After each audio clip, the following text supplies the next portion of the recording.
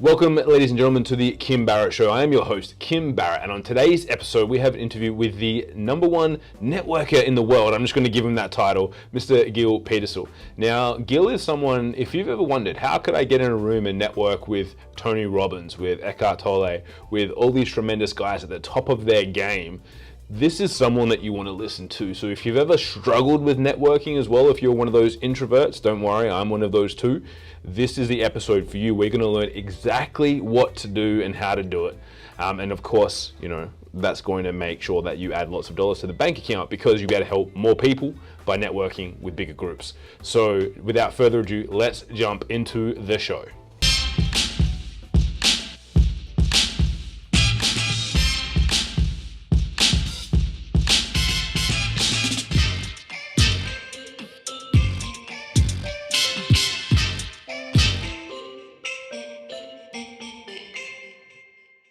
Gil, thank you so much for joining us today. Really appreciate you making the time. Happy to be here, Kim. I love serving people and I hear amazing things about you from a lot of common friends. So let's make magic happen. Excited to have you here. So I always like to start the podcast off with the same question for everyone, which is, Gil, if I met you at a party, which funnily enough I did, and we bumped into each other, we were talking for a while and we maybe had a few drinks and I said, Gil, what is it that you actually do? What's your go-to answer? So my mom still keeps on asking me that question because she doesn't understand how her little boy, from being a nice corporate manager, slowly started traveling the world and doing what I do. So, I have multiple hats. The one hat I have is an entrepreneur. My wife and I, we run an educational tourism company where we support really entrepreneurs from around the world to discover communities they want to get in touch with, discover new teachers. They work with Eckhart Tolle or Tony Robbins. And we basically build communities around awesome people. Myself as an individual, I'm an author, I'm a speaker. I do this about 120, 150 times a year on stages, on podcasts. I love offline stages, but these days we're going to stay online for a little bit, which I don't mind. I work a lot individually with people on business strategy, which is my biggest passion, really. How do you think about a business from a networking point of view? So all of my businesses today and all the businesses that I help, it always comes down to how do we connect the dots? And the dots for me are always amazing people. So I really help people kind of configure that blueprint, that map they have around their lives of the business, work based on the people that they have around them. An amazing answer. I remember the first time when we met, you did jump up. I don't know how you did it. You jumped off, I think, probably like, a 700-hour flight from all around the world. You were just over networking with, I think it was Tony Robbins' crew. And then you came into an event that I was at with our mutual friends, Unstoppable Family. And you started speaking about networking and connections. And for me, it was, what also grabbed my attention was that you mentioned that it's like, you don't have to be that extroverted person when you go out and you're networking. Being introverted is okay. And you shared a little bit about that, because for me, I know that when I go out and I'm in a big group of people, I would much rather get up and put me on the stage and I'll speak in front of them. But if you want me to go around and speak to every single person, I'm like, oh, no, thank you. I would rather not do that. Can you share with us a little bit about that aspect of networking, where people thinking they're introverted, they're extroverted, and how to deal with that networking scenario? Yeah, of course. So, it's for me, when I speak about introverts and extroverts, I do it because only about a decade ago, I understood what that meant. And I understood that I was an introvert. I did 3 different random tests and I was completely shocked, because when I think about myself at an event, I love connecting with people. I love walking up to people. I actually love it. But actually, if you go back, 20 years back, I don't love it. I'm really bad at networking. And if I look at the way I was back then, it makes a lot of sense. But then I was thinking, well, I changed myself, whether it's like I hacked my body, I reprogrammed myself. And I did that in a way that basically became a mindset and a skill set that now I've learned how to teach others, which means when I see someone across the other side of the room that I really want to talk to, because maybe it's a nice looking person, maybe it's a speaker that just got off of stage, maybe it's like an investor that everyone knows.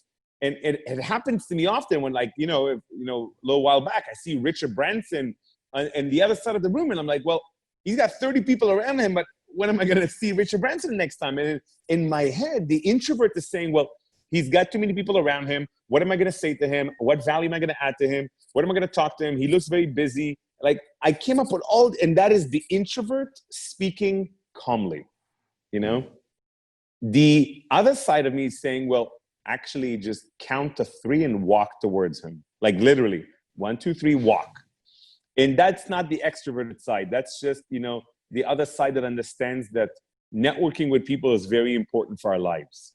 That's it. Simple as that. And learning to connect with other human beings is the biggest personal development anyone could choose to constantly refine and grow in their lives. And I understood that back in the days, you know, when it was just as an immigrant, as someone who never really spoke English well enough in my early 20s, because I only started speaking English at the age of 14 and I didn't learn it in school. So I always had so many different barriers to connecting with people. So I always had all these other reasons why networking was easy, networking was hard. But now, as an adult, I'm like, well, if I want to move to a new country, I need to be able to connect with people. I just moved to Bali months ago and I wanted to connect. So anyone who's really listening and thinking, well, no, I don't like networking because it's shallow, or I don't like networking because it's draining me. Whatever reasons you gave yourself not to want to network, actually on the other side, there's a life hack. There's a skill that you can quickly pick up. There is a methodology or a strategy that would benefit you and would give the people in front of you great value to be impressed by you and to be attracted to you. And that's something I think as human beings, we must constantly grow and develop in ourselves. That's so true. And I think consciously trying to focus on doing that more. But I think that's why I felt back into doing a lot of speaking, because I was like, well, to me, that's a simple way of getting people to come and talk to me is I go and talk and then they're going to come over and the ones that are interested are going to come and try and network with me. So that was my mini hack that I did. So I was like, then I don't have to go around and talk to them. Man. I think the fact that you did that shows that you're an awakened to how to hack having people come to you. In the same example, I tell people that if you're not comfortable to speak, but you show up at events, and then maybe there's a speaker that says, anyone in the audience have any questions? Yes, I do. Like, even if you're not a speaker, take the opportunity to introduce yourself right before asking the question. And it's the exact same strategy, Kim, because suddenly people can come up to you. So it's a beautiful way to always be thinking, if I'm not comfortable to walk up to people yet, how can I get people to walk up to me? I love that. Appreciate it. So there's always hack to something, right? In this life, there's always a way to make something happen. I'd love to kind of go a little bit back and just something that popped into my head. Because at the moment, you know, you're networking with guys like you're over with Tony Robbins. You mentioned to me the other day, like guys like Jay Abraham, Eckhart Tolle, you mentioned, and a few others. And a lot of people go, that they're networks that I'd love to get in. But when you first started networking and connecting with people, do you remember like the first kind of experience that you had that where you were like, this is something that I'm going to start to focus on and really use as key differentiator compared to anyone else? So, you know, there are different points of my life. I understood something connected to networking. You know, when I was much, much younger, I didn't know it was called networking. But for example, when I moved to Canada at the age of 10 from Israel with my family, for the first year in school, I only spoke Hebrew. I didn't speak French or English, the languages of Montreal, Canada. And literally, I had no friends because I couldn't speak to anyone in the class. Like, I knew 10 words. And it's okay, I was 10 years old. So at 10 years old, you could still use body language. But I remember clearly, and it was about month 11 or something in the school, a kid came to class. He was new in class. And the teacher came in and introduced him. She said 2 things that I understood: his name and the country that he's from. And at that stage, I suddenly met someone who became one of my closest friends in Canada because his name was Ben and he was from Israel. And he spoke Hebrew. And suddenly he became my translator. And suddenly I could talk to people, and he literally became my translator. Now, I didn't understand back then what that meant, but what it actually meant today, I managed to get into his network. Because of him, he allowed me to get now even more.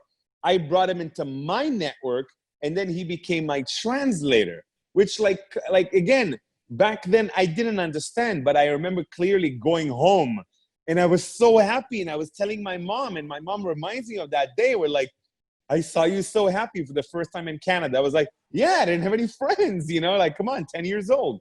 Now, if you jump 10 years after, I'm a Canadian guy moving to England. I was 20 years old, brand new job in the banking industry. I got 5 people in my team, and they're all like older. And at that stage in my head, they were all ugly and boring. Sorry. Like in my head back then, ugly and boring people. So these are not my ideal friends. Today, I would have a different approach to them. They're all beautiful and not boring. So you look for something interesting about people in order to build rapport. Back then, I wasn't at this level of understanding, build reporting and understanding all these things. So I'm thinking, okay, well, where do I find friends?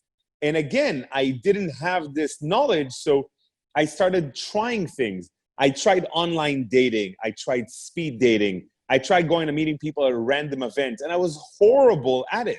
Like horrible. I got rejected so many times, but then I kept on coming up with all these like challenges for myself. Well, talk to 3 women or you don't go home. Literally, I said this to myself. Like I used to say, well, get at least 1 phone number and then you can go home. It was really that simple. And then it became, well, getting a phone number is not enough because you never call any of them. You know, and that happens as well today. Come on, like you're smiling, but you know so well, people meet you somewhere, they get your business card, but they never follow up. Like, WTF, you know, like, come on, guys. I don't know if I'm allowed to say the F word, you know? So, like, what is going on with people, you know? Like, and it's like, for me, I remember back then the fears I had. Fear of rejection, fear of what am I going to say to her? Is she going to remember she met me last night at the bar? Maybe she was drunk. Maybe I was drunk. Oh my God. Like, and then I used to like just push myself, just call them. And then it went from calling them right away to, you know, okay, call them the next day and ask them to go for coffee. Like just, it became this kind of push yourself. What is the next step? And it became an understanding that if you do something enough time, you actually become really good at it. And today, a lot of my customers, you know, people that I deal with one-on-one, they're all like, you know, most of my customers are much more successful than I financially. Most of them are in the 50 million, 100 million plus companies. I love that. Most of my masterminds are different size entrepreneurs. I love working with entrepreneurs at different levels because I can give them some stepping stones. But for me, Kim, I remember all these different points in my life. Even the first time I met Tony Robbins, this was 6.5 years ago. First time I met him, and this was about almost working with his company for 2 years. We were acting as a promoter, and I wasn't big enough to meet him. But then I managed to get to like 200 people that I brought to his event, and they said, you know what, yeah, we're happy to introduce you to Tony after the event. And you know, back then I would say that I was already at a pretty good level of networking, not where I am today, but I was already teaching it. I was getting on stages, and I was already there. I was a professor at 2 universities about human networking and business world. But when I met Tony, all of my education went in the complete garbage. It doesn't matter what I knew. It doesn't matter what I could teach you right now. I was nervous. I didn't know what to say. I was mumbling. I was like an absolute embarrassment to the networking world. And I remember so clearly because the first year we came to his event, we actually brought him a gift from Russia. We brought him one of those nesting dolls. With Bushka dolls? Yeah, exactly. We actually drew, like we actually had a professional artist draw him and his wife and their team on it. And every single one of the nesting dolls had a different like picture of his life. It was really cool. And when I met him, and I knew I would only have maybe 10, 15 minutes, all I did is mumble about that doll. Like nothing, no powerful questions, no, like, it was just like, and my wife afterwards said, did you not think about talking to him about anything else except that nesting doll? Like, really, Gil? I was like, and I was completely red. But the thing that was funny, it's Tony. He knew I was nervous. He gave me a big hug and said, don't worry about him. It's all cool, man. It's me and you, us guys taking, and he takes me as a hug and like walks me aside away from a couple of the other people that were next to us. He's like, don't worry about it. Me and you, we could talk, you know, we're going to make some big things happen. And we did, because the year after we grew by 200%. And the year after we grew by 300%. And today I'm one of the biggest promoters in the world for Tony Robbins. Regionally, I am the biggest one. No one ever brings so many people to Tony Robbins from specific countries. So for me, it's not about like you can grow and become a Superman in networking. I think it's these stepping stones that could help you remember how to follow up with people and how to maybe build a system that can help you with networking. So for example, using LinkedIn strategically, or going on WhatsApp and scrolling down on WhatsApp to 6 months ago and saying, hey, why have I not spoken to these people in 6 months? And actually sending a few of them a message. These are little hacks that I've learned over the years, but still until today, every once in a while at an event, my wife would like be poking me and says, stop being such an introvert, go talk to some people. Because she'll see me standing on the side a little bit overwhelmed, like, oh my God, like, I don't know where to start. So I think it's really cool to be able to know where you are today and to just thrive, like really thrive in your life, to like, you know, I'm going to do it. I'm just going to, like, you know, I want to be better at networking. You want to thrive in networking, because network to me is the number one resource. It's not just making money. If you have a good network, even if you lose money, you'll make money back. And if you want to thrive in networking, all you got to do is choose where you are right now, do a little networking audit, and just come to the next level. Forget networking with Tony Robbins or Jay Abraham. Talk to a person who's maybe 2-3 levels above you. Talk to the entrepreneur who just 6 months ago did what you're trying to do. And to me, that's a really cool way of networking. I love that. That's great. And so for someone who's like, they've started to network, they're making some connections, how do you cement that network and that connection? So after you've met someone, you've gone out, you've connected with that entrepreneur a couple steps ahead of you, like, then what's the normally, like, I know this might be going too much into the weeds a little bit, but if I've met someone, I've gone at a party or a networking event, and then I'm okay, cool, now I've made a connection, what's my next step to go, actually, you know, I'm going to cement that connection and start that network? So it's really cool. So there's a very, very clear methodology and strategy that you can follow. In my first book, I call this a networking funnel. But actually, in my second book, I'm now finalizing it. I've reviewed my theory, and I believe it's actually a networking tunnel.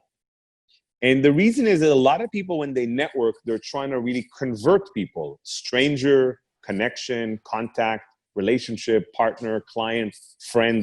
We're trying to convert people. I want you to become more important in my life. Somehow, that's what people want to do as humans. But I've understood that the networking tunnel makes a lot more sense to me from a scientific and an artistic point of view, because you now being in my tunnel, I could choose to have you almost like a DNA. So you're moving around. We're all in this one massive tunnel of energy, right? So if I'm going in one direction and you're also have a lot of synergies and you're going in a similar direction, then maybe we can co-create, we can collaborate, we can ask each other for advice somehow, we could support each other. So you're always in and out of each other's tunnels. You can't see them because they're far away, or they're in a completely different focus. They're in a different, not just far away country-wise, but they're far away and they're working on something that is so far away from where you are business-wise or life-wise that your path is not meant to cross once again. But if you meet someone and you feel like your path should cross again, first of all, ask yourself, in what context? Is this person really, really cool? I enjoy talking to them, and I think my kids would really get along with his kids, and that's really cool. Like, let's maybe invite them to the next house barbecue and like just introduce them to the family. That's cool. Or, wow, that person loves flying helicopters. That is so cool. I've always wanted to fly helicopters. Wow. Maybe I could follow up with him and ask him if I could be his co-pilot next time, and maybe he could introduce me to his teacher, and that's really cool. And we share a hobby together, you know? So, oh, wow, he's going sailing. I've always wanted to go sailing. I also like sailing. I also like golfing. So we're finding something to do in common.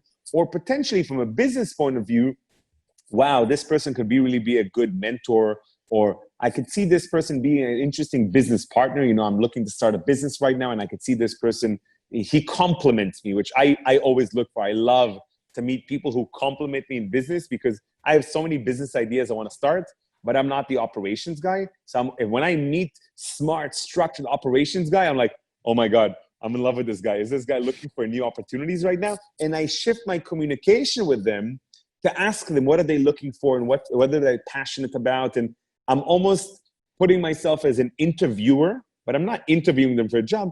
But people love that. When you're curious about someone else and you ask them more questions from the heart, people actually like talking about themselves. And it's actually, from a networking point of view, it's a really smart strategy, because most people tend to talk too much in networking because, like, oh my God, Kim, I just met you and I want you to like me, so I'm going to talk so much. But actually in networking, if you do more listening, people will end up liking you. So if you meet this person in an event, first of all, decide, how do I see this person in my life? Like, is this business or personal or family? Like, and once you've made that decision, then you can almost choose from a matrix of options. Do I want to follow up with them on WhatsApp just to say, hi, it was good meeting you? If it's business, do I want to maybe send them an official more email? Really nice meeting you at this past event. I enjoyed our conversation. I'd love to continue our conversation maybe over a cup of coffee. I remember you mentioning, or I see on your business card where your office is. I'm actually going to be near your office on Tuesday. Do you mind meeting up for 30 minutes for a quick cup of coffee? Like, you know, you make it very easy for them to say yes. Like, I already know your address. I'm going to be near your office. And you can even take it. I'm going to be near your office on Tuesday at around 3 o'clock or Thursday at 1 o'clock. Do you want to meet up for a cup of coffee or maybe lunch? Like, you're making it so easy for them to say yes.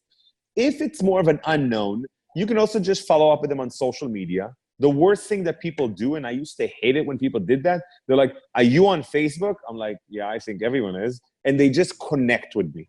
Don't just connect with me. I'm never going to remember who you are. I have an average of 300 to 500 connection requests on different social medias every day.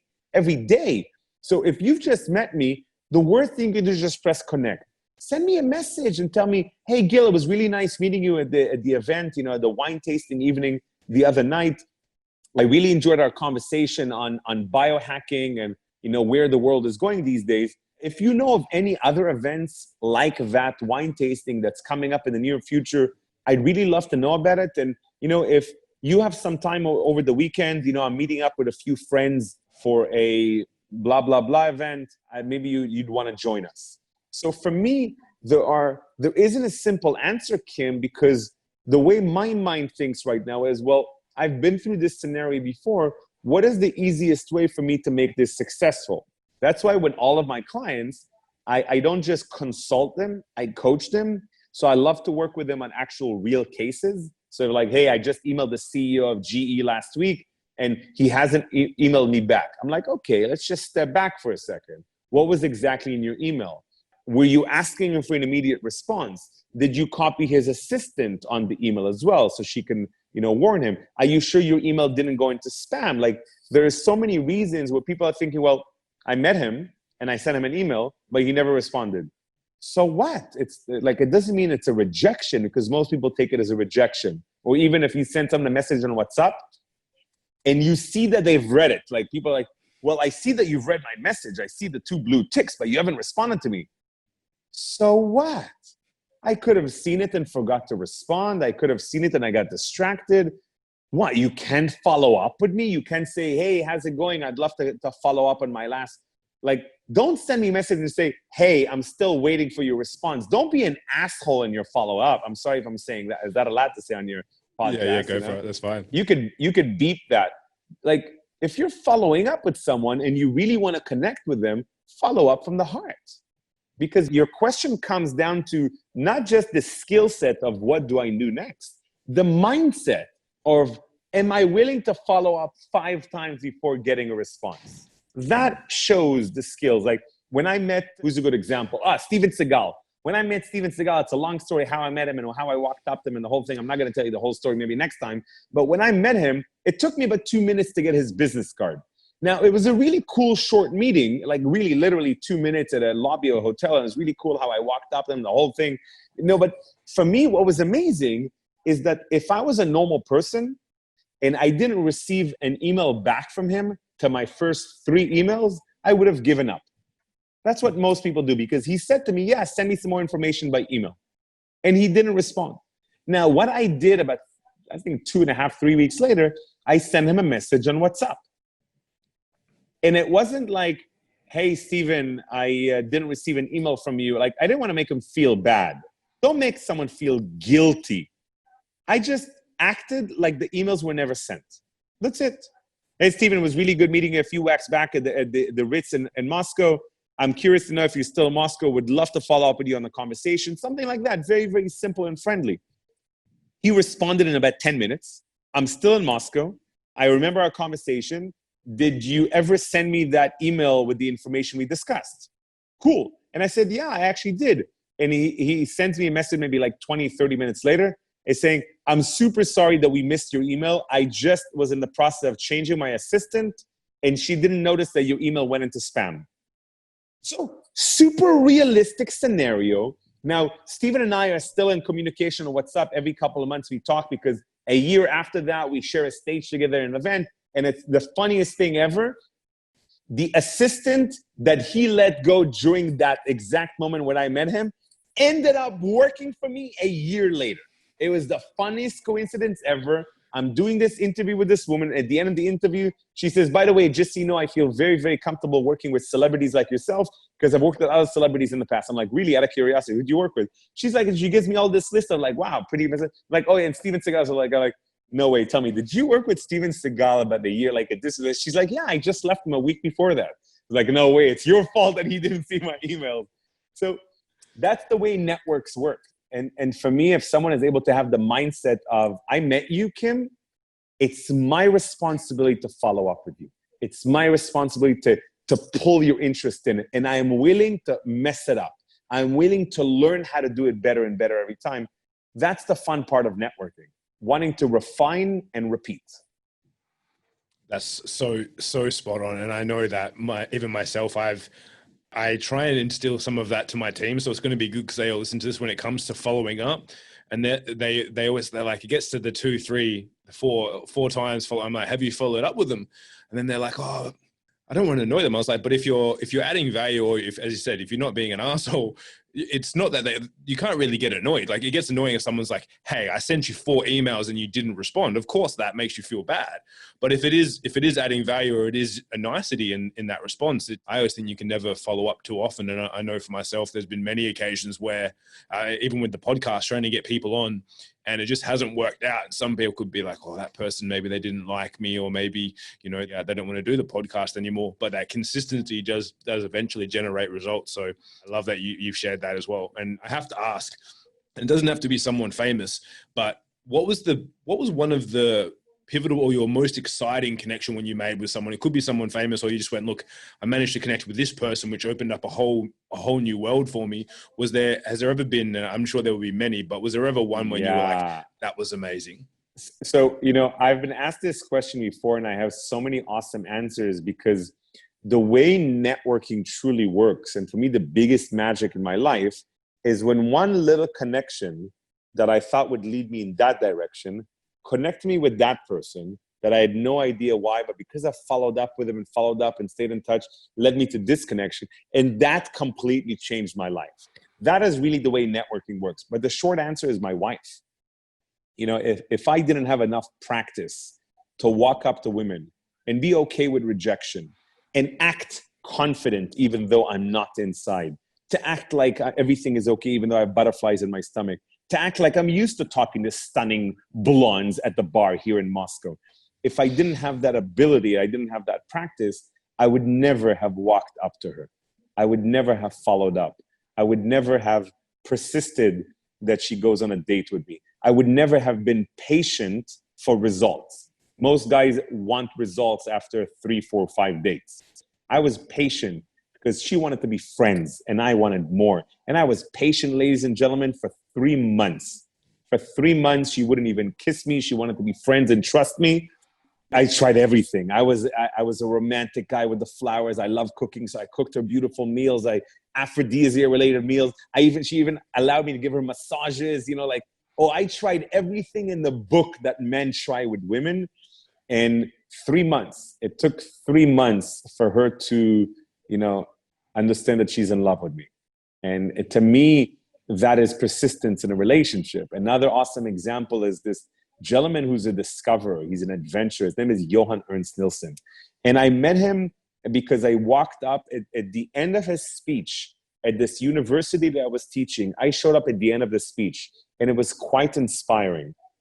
And it was a very long story, I've finally managed to connect with him and talk to him at the end, because every woman wanted to talk to him because he's this very, very good-looking Swedish guy who said that he's looking for a Russian girlfriend. So yeah, the whole audience, went after him. But there's a very long story how I managed to talk to him. But he, a few weeks later, like maybe even a couple of months later, connected me with someone who's a spiritual mentor to help me with meditations. And I didn't know enough about this gentleman, Michael Carlholm. And I didn't meet Michael for about a year and a half. But every couple of months we spoke on WhatsApp, sometimes with video, and he just gave me some spiritual guidance and just some ideas. And he's like almost twice, no, he's not twice older than me. I'm 41 and he's in his mid 60s. So he's, much, much older. And to me, it was amazing that he wanted to pay attention to me because he was a very, very successful guy in what he was doing. And about a year and a half later or so, I was going through a little bit of a challenging time in life with just asking myself a lot of questions about myself and who am I, what's going on. And this was 2016. He offered me and my wife to come to an Eckhart Tolle retreat that he was managing in Norway.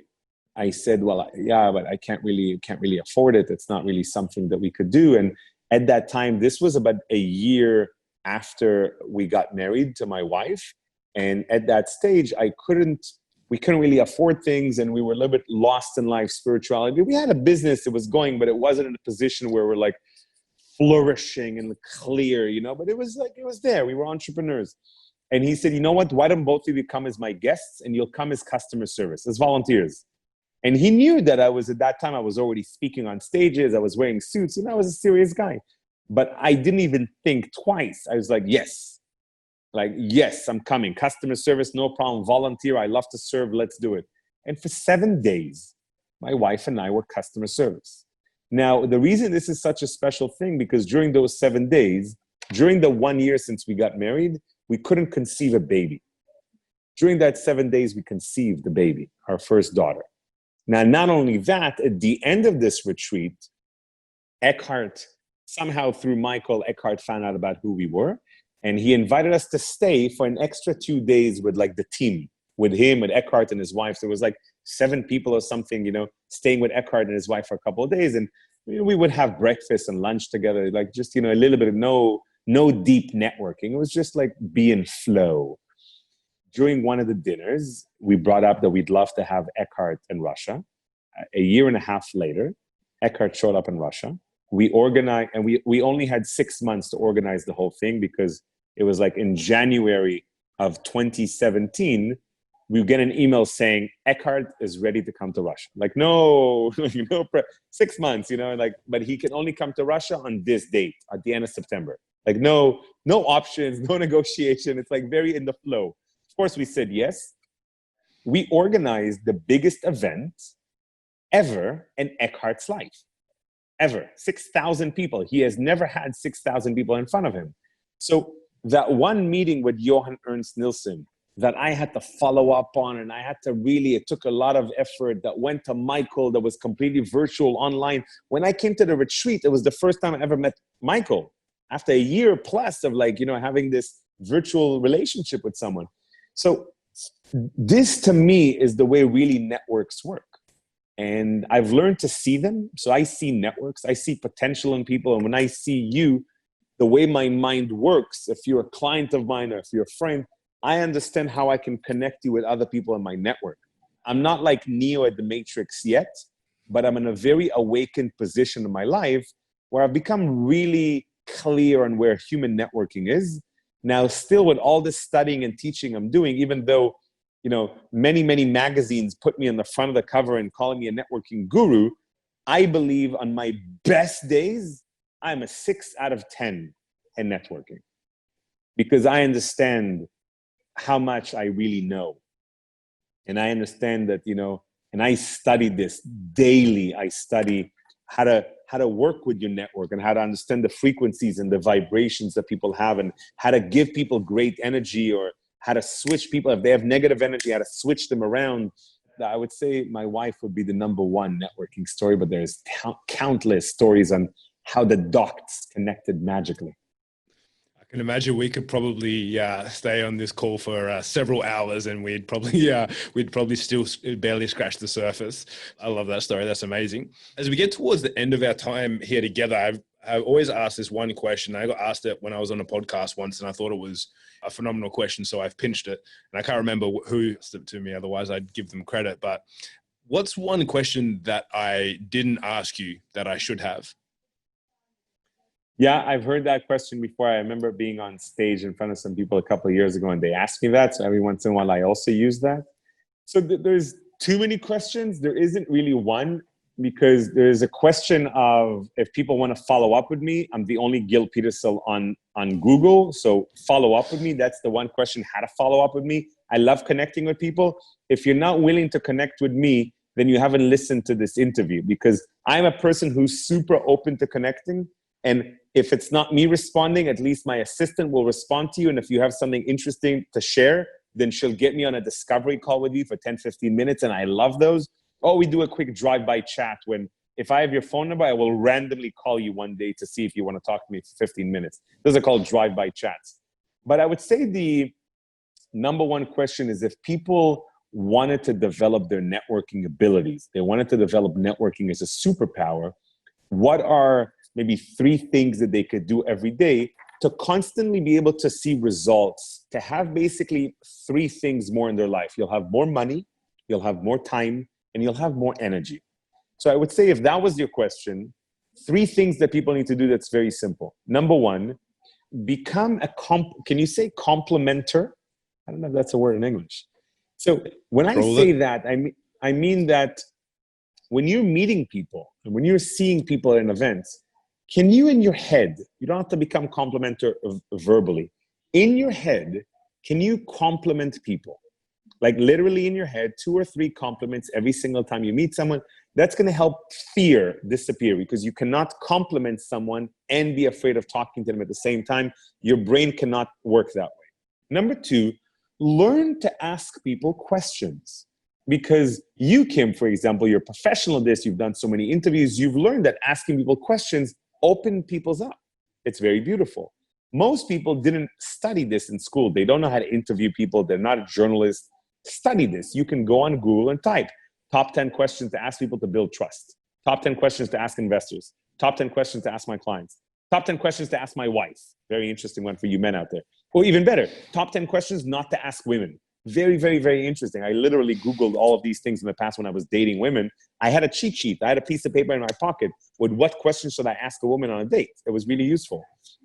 And the third one is understand that following up is an art, and it is truly a strategy, and there's a methodology behind it. And most of the world is really bad at following up, because as humans, we've been taught to want results now. Like, you meet someone, you send them a proposal. You meet someone, and if they don't want to buy from you right now, you forget about them and you don't follow up. Following up is so beautiful, and the simplest, analogy I can give you is a farmer. As a farmer who plants a lot of beautiful seeds, his plantations, and he needs to follow up. He needs to show up. He's got to show up every day and water them.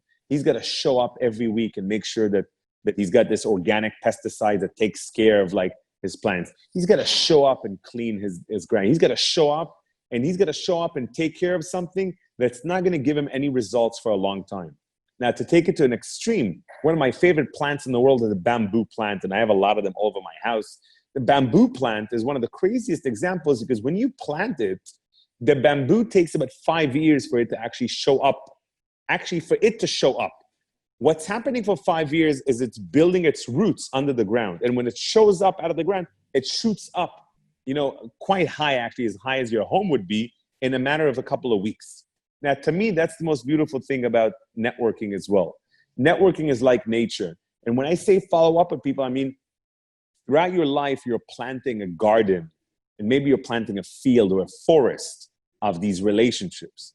If you show up in their life a little bit and you care and you follow up, not to convert them, but just to give and give and give, and send them a book, send them flowers, send them a cool article, add value. Like you said with your team about following up, add value to people. Following up will just build this beautiful garden of like, of Eden all around you. And when you need help, when you need to pick a fruit, you have so many beautiful people in your garden. They will be able to give you, nourishment. That's what I've learned. It's a great answer to that final question. And obviously you mentioned that there's no other Gils on Google, so they can pretty much find you there. But if anyone else wanted to... There's no Gil Petersil. No Gil Petersils. So is there anywhere specifically, though, if someone did want to connect, as you mentioned, they can Google you, but anywhere else? LinkedIn is the best place to find me. If you go to gilpetersil.com, you'll see my website, which has not been properly managed in a year, but it's okay. It gives you a lot about who I am. LinkedIn is awesome. If you want to follow up with me on Instagram, it's also cool. I'm quite active there.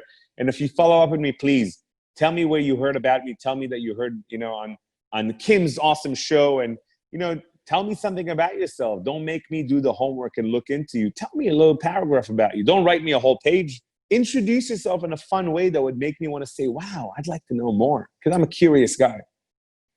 Amazing. Love that. So guys, wherever you're listening or watching to this, we'll have links to be able to click to be able to connect with Gil. So you can check those in the show notes. And if you know of someone who is, maybe they aren't the best networker, maybe they want to grow their network and connections and actually connect meaningfully with people, please make sure that you share this episode with them. And Gil, again, thank you so much for spending the time with us today. I really appreciate it. Thank you. Thank you, Kim. See you soon, everyone.